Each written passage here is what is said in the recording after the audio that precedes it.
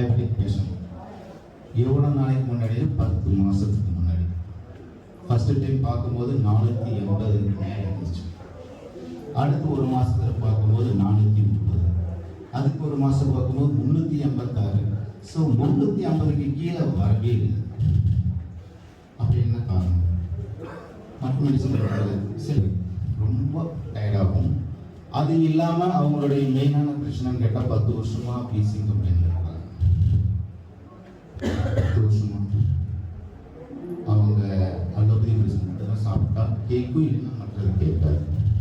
சரி, அப்போ எதுக்கு சேர்த்து வேலை செய்யுமா அப்படின்னு கேட்டு கேட்கணும். சேர்த்து தெரியுமா?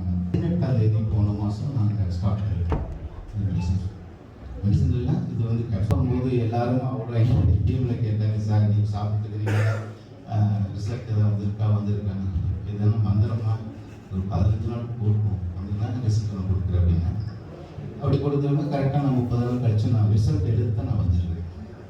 இந்த இடத்துல உங்கள்கிட்ட நான் பேசுகிறேன் அப்படின்னா ஆதாரம் இல்லாமல் உங்களுக்கு நான் பகிர்ந்துக்கிறேன்.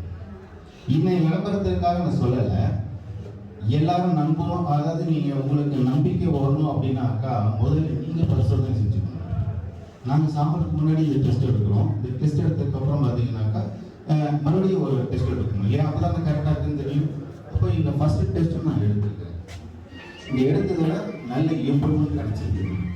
என்னன்னு கேட்டிங்கன்னா தைராய்டு வந்து நாங்கள் ஒரே மாதம், சுகர் வந்து எவ்வளோ கேட்டிங்கன்னா 3 மாதத்துக்கு ஈக்குவல் பண்ணி எடுப்பாங்க.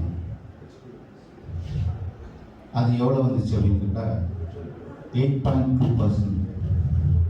அப்போ ஆவரேஜ் மார்க் எவ்வளோன்னு கேட்டிங்கன்னா 189. இது ரிப்போர்ட் வச்சுருக்கோம். ஸோ இது எல்லாமே வந்து நான் முதல் மாதத்தில் எடுக்கப்பட்ட இந்த ரிசல்ட்டு. இது போல எல்லாரும்